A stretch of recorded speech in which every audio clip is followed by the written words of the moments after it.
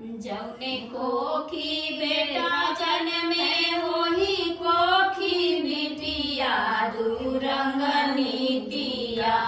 काहे कैला ए बाबाजी दुरंग नीतिया। काहे कैला हे बाबाजी दुरंग नीतिया। जौने कोखी बेटा जन्मे होही कोखी बिटिया दुरंग नीतिया।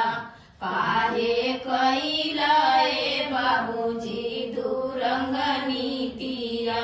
काहे कैला ए बाबूजी दुरंग नीतिया। बेटवा के भइले में मुहरा लुटवला बेटी के बेरिया। काहे सरवा झुकवला बेटी के बेरिया। काहे सरवा झुकवला बेटी के बेरिया।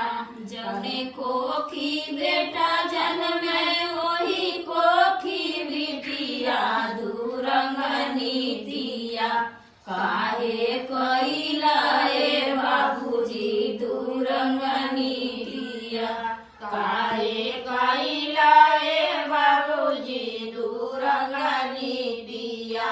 बेटवा के भइले में सोहर गवैया बेटी के बेरिया। काहे सुबवा चोरवला बेटी के बेरिया। काहे सुबवा चोरवला बेटी के बेरिया। जौने कोखी बेटा जन्मे वही कोखी बिटिया दुरंग नीतिया। काहे कैला ए बाबूजी दुरंग नीतिया। काहे कैला ए बाबूजी दुरंग नीतिया। बेटा के खेलही खातिर मोटर गाड़ी दिहला बेटी के बेरिया। काहे चूल्हा पोतवाला बेटी के बेरिया।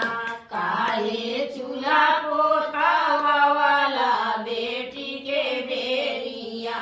जौने कोखी बेटा जन्मे वही कोखी बिटिया दुरंग नीतिया।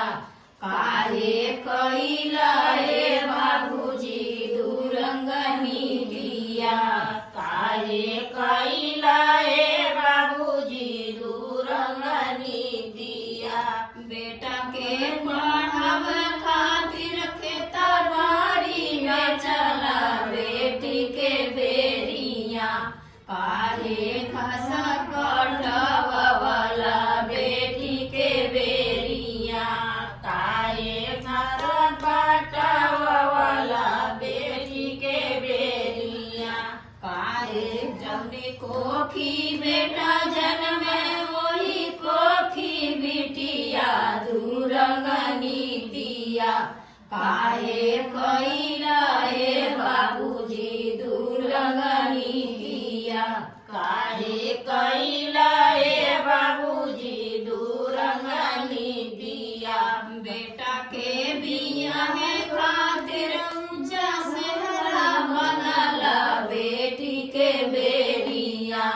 काहे पगड़ी हो गिरवला बेटी के बेरिया। काहे पगड़ी गिरवला बेटी के बेरिया। जौने कोखी बेटा जन्मे वही कोखी बिटिया दुरंग नीतिया। काहे कैला ए बाबूजी दुरंग नीतिया। काहे कैला ए बाबूजी दुरंग नीतिया। बेटा रहई खातिर महल बनवला बेटी के बेरिया। काहे पराया गई दिहला बेटी के बेरिया। काहे पराया गई दिहला बेटी के बेरिया। जौने कोखी बेटा जन्मे वही कोखी बिटिया दुरंग नीतिया काहे कैला ए बाबूजी दुरंग नीतिया